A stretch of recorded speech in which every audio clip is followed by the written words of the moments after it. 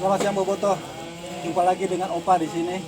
Kali ini Opa akan mengajak Boboto bertemu dengan mantan pemain Persib era 2000-an, Boy Jati Asmara. Siap, Kang Dani. Siap. Di zaman Indra Thohir menjadi pelatih Persib, Boy adalah salah satu striker andalannya, berduet dengan Ikene Irkenwa ya. Ya, siap, betul. Jadi pertandingan kalau Boy bermain itu sangat menarik karena Boy adalah pemain yang bangor, yang berkarakter.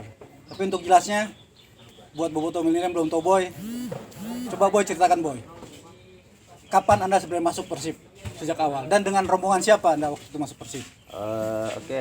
Selamat pagi ya, Opa. Selamat juga sehat ya, Opa. Alhamdulillah Boy. Alhamdulillah ya. Saya pertama masuk Persib itu di tahun 2000 ya, di eranya pelatih Denny Samsudin. Waktu itu pemainnya masih senior saya, bahkan waktu itu ada pemain yang memang generasi dari Persib yang juara ya, masih tersisa Resep Dayat, ada Kang Dahi ya, ada Dang Hidayah. Terus generasi yang seniornya itu ada Cecep, Yaris, Deden, Budiman juga. Budiman sudah ada dalam tim. Ya, waktu itu Budiman kapten baru kembali dari Persija. Habis itu ada Heri Setiawan, Hendra Komara, terus kalau yang dari luar waktu itu ada Ansari Lubis juga, sama beberapa pemain lainnya lah, termasuk Sujana dan Widiantoro. Kalau gitu Anda termasuk junior ya saat itu ya? Waktu itu saya adalah pemain junior, usia saya waktu itu sekitar 19 tahun. Karena waktu itu sebelum saya masuk ke Persib itu, yang melatar belakangnya adalah saya jebolan timnas 19 waktu itu. Jadi waktu pulang Piala AFF langsung ditawari untuk main di Persib sama Kang Denny. Waktu itu Kang Denny juga posisinya bahwa ya waktu junior saya banyak dipegang juga oleh dia. Jadi kebetulan pas saya pulang timnas itu ditawari dan ya saya langsung nggak mikir banyak ya, karena waktu itu juga kondisinya waktu di timnas 19 itu saya barengan sama Eka sama Erik. Jadi waktu itu kontraknya bersamaan. Erik yang lebih duluan, yang menyusul itu saya sama Eka. Tapi apa sih motivasi Boy kamu pindah ke Persib padahal kamu sebelum ini Persija Tim ini ya? Persija Tim itu sebelumnya saya berkembang di luar, jadi usia junior itu saya sudah keluar. Karena waktu itu saya berpikir bahwa Persib itu sebuah tim yang tertutup. Kenapa tertutup Boy? Tertutup masa, jadi difficult ya, susah untuk masuk Persib itu susah. Jadi harus melalui proses yang sangat panjang. Makanya waktu itu saya bermain bola tidak pernah berpikir bahwa cita-cita saya menjadi pemain Persib. Saya suka Persib, tapi saya tidak bercita-cita bermain di Persib. Tapi Anda akhirnya jadi juga pemain Persib. Saya jadi juga pemain Persib. Kenapa mindset saya tidak Persib? Karena saya tahu dengar cerita senior saya di Uni, dan kalau kita bicara Uni ya pasti bicara gudangnya pemain-pemain liga kan. Jadi mereka bercerita pengalaman mereka. Jadi, ya sebetulnya ketika saya berlatih sepak bola ya mengalir begitu saja, tidak ada tujuan untuk bahwa saya harus jadi pemain Persib, karena saya tahu mau masuk ke situ itu berat ya. Jadi akhirnya pada saat junior itu saya malah berkembang di Persija Timur. Waktu itu saya ikut Suratinnya di Persija Timur. Habis itu kita juara Suratin, karena waktu itu kompetisi juga tidak seramai sekarang Kang. Ya kan, turnamen di Bandung aja di Persib cuman kita punya piala PR aja kan, yang digelar hanya 1 tahun sekali. Justru itu kan stakeholder sebagai pembinaan menuju ke Persib kan. Jadi kalau dulu itu mau Persib H-Ornas berarti ada piala PR usia 16. Ya oke. Anda kembali ke Persib dari Persija Tim. Ya. Secara mental emang Anda udah siap? Waktu itu tidak berpikir panjang, karena ketika Anda bicara Persib, Anda seperti ditawari mobil Mercy mungkin ya. Wow. Jadi kalau kita bicara brand ya Persib itu ya brand. Jadi ketika Anda ditawari ya, apalagi saya orang Bandung, itu seperti mimpi yang jadi kenyataan kan. Meskipun saya tidak pernah bermimpi saya bermain di Persib. Artinya memang Persib harus dilalui oleh siapapun pemain sepak bola jika ingin menjadi pemain top di Indonesia gitu. Oh iya, kalau kita bicara masalah Anda mau coba tekanan, Anda mau coba tantangan, Anda mau merasakan kalau dulu ada acara Who Wants to be a Millionaire itu kursi panas. Ya, kalau Anda mau jadi pemain panas, coba Anda datang ke sini kan begitu. Banyak pemain-pemain nasional yang dulu dekat dengan saya bicara masalah Persib ke mereka. Kalau kamu mau merasakan main di klub yang tekanannya, ekspektasinya dan feedbacknya juga kan di Persib ini dua mata koinnya itu antara, kalau bahasa saya punten ya, Anda mau jadi bangke sama mau jadi bintang. Ada ini di Persib. Di Persib. Jadi kan begitu. Jadi kalau di Persib itu Anda pasti nggak bakalan kagok. Kalau Anda jadi pemain bagus, Anda jadi bintang, dipuji setengah langit ya, seperti langit. Tapi kalau Anda berbuat miss saja, Anda tidak sesuai dengan ekspektasi pengurus atau masyarakat, ya Anda harus siap. Artinya Persib memang tempat belajar mental dan teknik buat para pemain muda. Pada saat itu Tidak seperti itu juga. Tidak seperti itu. Untuk semua pemain yang top aja. Kalau Anda mau nyoba ya datang ke sini. Karena tidak semua pemain bintang juga datang ke sini berkembang. Justru banyak yang jadi bangke ya. Banyak juga yang, maaf saya tidak menyebut bangke ya, tidak berkembang lah kalau menurut saya ya. Ya kan kita lihat sejarah Persib banyak pemain-pemain top. Haris Yulianto masuk, kiper siapa? Markus masuk dengan label-label nasional, Ilham, Iya. Ilham. Tapi hasilnya Ali Udin tidak Iya, menjadi Budi apa-apa. Sudarsono. Budi Sudarsono gitu kan. Padahal Budi datang dengan predikat Budi Gol kan. Iya. Tapi ternyata tidak mendapat apa-apa di Persib. Iya. Sebenarnya apa sih magis apa sih yang ada di Persib itu sehingga susah gitu untuk para pemain datang untuk menjadi bintang gitu. Ya, kondisinya adalah seperti saya bilang tadi bahwa ekspektasi dari masyarakat tinggi. Jadi kalau kita bicara sepak bola di Jawa Barat, terutama Persib, itu berarti kita bicara budaya. Bicara budaya berarti ya ini sebuah bicara yang keharusan. Jadi kalau menurut saya Persib ini hiburan untuk masyarakat. Orang datang ke stadion itu memang tidak hanya sekedar, memang bukan hanya sekedar sepak bola. Persib itu mungkin punya arti lain di hati masyarakat Jawa Barat. Ini itu yang terjadi. Jadi ketika harapannya itu tidak berbanding, kenyataannya tidak berbanding dengan harapan, maka yang terjadi adalah sebuah tekanan. Nah, dan menurut saya tidak semua orang siap dengan itu. Anda sendiri siap dengan tekanan itu? Waktu itu saya karena datang ke sini mengalir saja ya, jadi saya merasa tidak ada masalah. Tapi Anda cuma semusim loh saat itu. Ketika datang pertama. Iya, satu musim. Tapi yang saya rasakan, saya keluar bukan karena tekanan, saya tidak nyaman aja. Kenapa Anda tidak nyaman? Karena waktu itu posisinya Persib kompleks ya. Kita bicara waktu itu tahun kedua saya setelah tim itu bubar, ada reformasi di tim kan, bahwa waktu itu mendatangkan pelatih Polandia dan pemain-pemain lama harus diseleksi kembali. Dan kalau menurut saya kita bicara pemain profesional, quality not for audition. Anda punya kualitas, kita bicara Anda mau atau tidak. Kita bicara nominal, itu baru profesional. Karena kita punya database, untuk apa melihat pemain lama-lama? Untuk pemain lama diseleksi lagi buat apa? Meskipun dia baru datang, harusnya kan pengurus mengasihkan database bahwa ini adalah pemain-pemain potensi meskipun muda.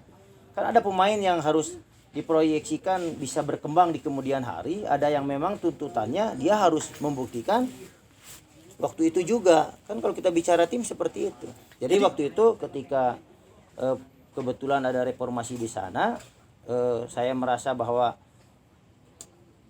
dan awalnya memang ada sedikit kekecewaan karena ketika saya datang ke sini, saya mau bermain tetapi kondisinya tidak sesuai dengan yang saya harapkan, ya ada sedikit kekecewaan. Nah, Apa sih? Coba yang konkret. Apa kecewaan itu? ya Apa tidak yang ada tidak sesuai menit dengan- bermain. Waktu tahun pertama saya di Persib kan tidak mendapatkan menit bermain. Nah, ya setelah itu untuk apa? Apa mungkin karena menit bermain kurang Anda harus masuk seleksi lagi untuk mengetahui kualitasnya sampai jauh mana? Mungkin seperti itu, tapi sebetulnya kalau kita bicara masalah proyeksi, itu kan saya sudah bilang, ada pemain yang harus bermain pada saat itu juga, ada pemain yang memang harus, ada pemain yang berproses, berprospek kan. Kan kita tidak mungkin bicara pemain muda Anda harus langsung menjadi tumpuan. Pemain muda itu biarkan dia berproses, biarkan dia berkembang. Artinya inilah salah satu kesalahan para pengurus Persib. Kalau- Sehingga Persib harus puasa gelar lama sekali. Karena setiap tahun dirubah lagi. Ada seleksi lagi. Oh seleksi iya, lagi. Itu itu yang itu kesalahan paling fatal salah ya. satu ya.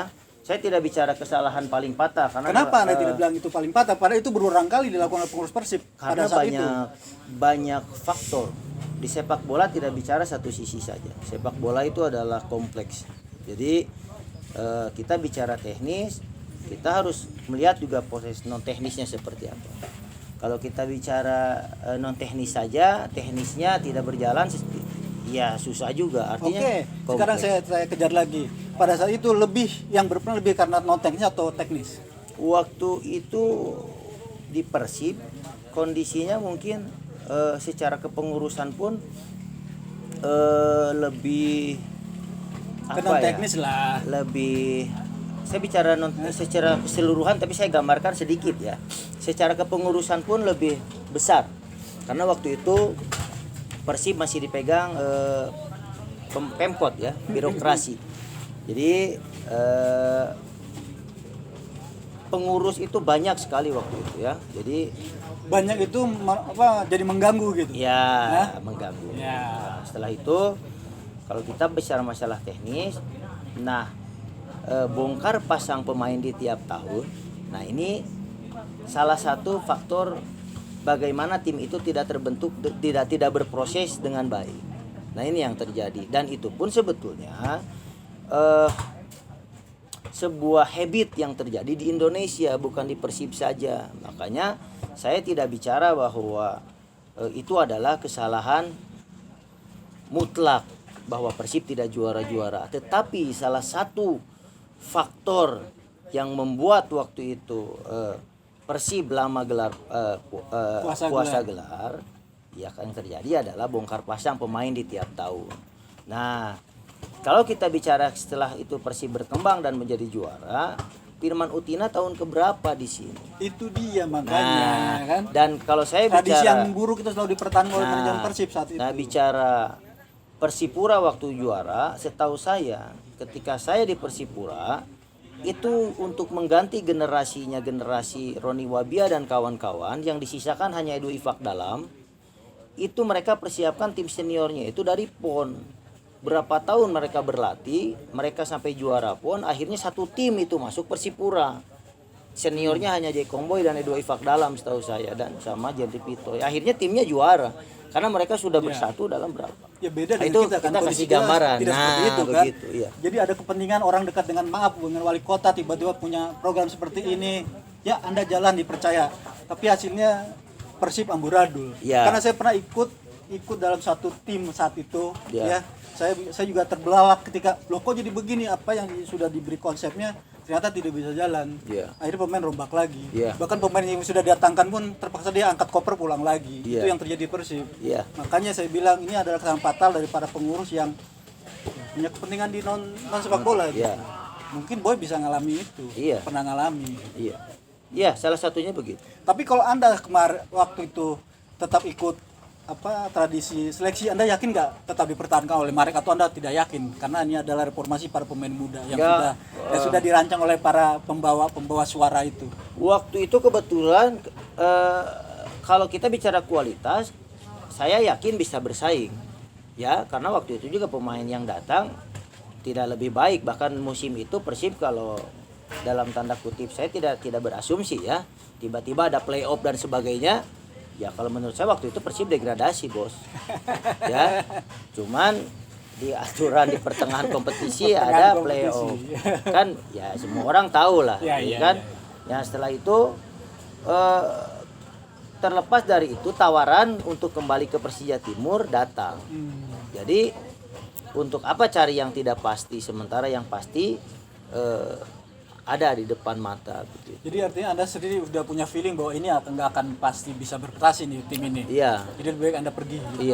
Iya, saya berpikir waktu itu seperti itu. Dan kalau kita bicara kondisinya waktu itu juga seperti yang Kang Dang dibilang, seperti yang Opa bilang, ya ada beberapa kepentingan.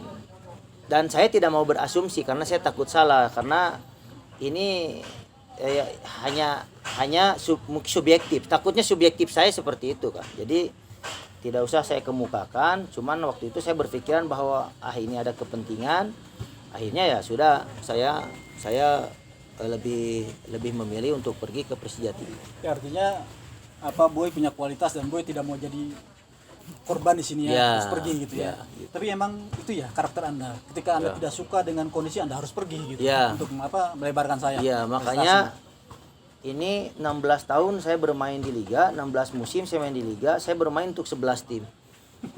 Ini orang kalau berpikir, orang awam berpikir ini orang kenapa inkonsistensi ya.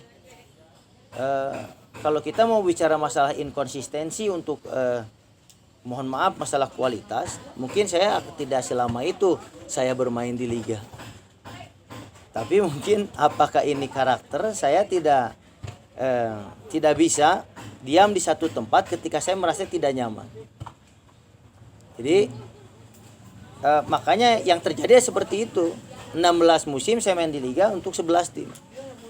Jadi kalau di tradisi pemain sepak bola, mungkin Anda salah satu pemain yang paling banyak membela klub ya? Iya, mungkin salah satu yang paling banyak. Apa yang Anda dapatkan dari 11 klub itu? Persaudaraan yang paling penting. Saya banyak teman, saya banyak saudara, saya lebih banyak belajar bagaimana tentang toleransi di dalam hidup, pertemanan. Kalau kita bicara masalah materi, ya itu relatif ya, tapi yang saya rasakan saya mendapatkan banyak juga di sepak bola masalah materi. Persahabatan, persaudaraan, juga materi termasuk. Anda tidak berpikir juara dengan klub mana gitu. Oke. Kalau kita masalah bicara juara, prestasi terbaik saya adalah di PSMS ya waktu itu. Jadi setelah pindah dari Persib, saya dipindah ke PSMS. Waktu itu kita pergi dengan generasi yang sama, rata-rata usia kita 23, 24, 25. Jadi waktu itu memang anak-anak muda dibandingkan dengan usia tim-tim liga yang lainnya. Mungkin itu yang skuad yang termuda. Ya saat itu PSMS Anda gendong menuju ke final ya. Ke final. Lawan Sriwijaya. Main di Stadion Jalak Harupat tapi tanpa penonton. Waktu itu juga karena kondisinya waktu main di Senayan itu ada yang meninggal kan. Salah satu supporter Persipura. Jadi akhirnya pertandingan dipindahkan ke ini. Tapi sebelum itu kita waktu dulu itu ada piala pramusim pramusim sebelum liga berjalan itu namanya Piala Bang Yos ya. Bang Yos. Ya, itu juara. Kan, juara PSMS Medan. Saya juara. Terus kopanya waktu itu semifinal. Terus yang liganya waktu itu kita runner up. Oke. Boy, menarik sekali perjalanan prestasi Anda di sepak bola nasional. Untuk lebih mengungkapkan lagi, kita sudahi dulu, nanti kita bicarakan di sesi kedua.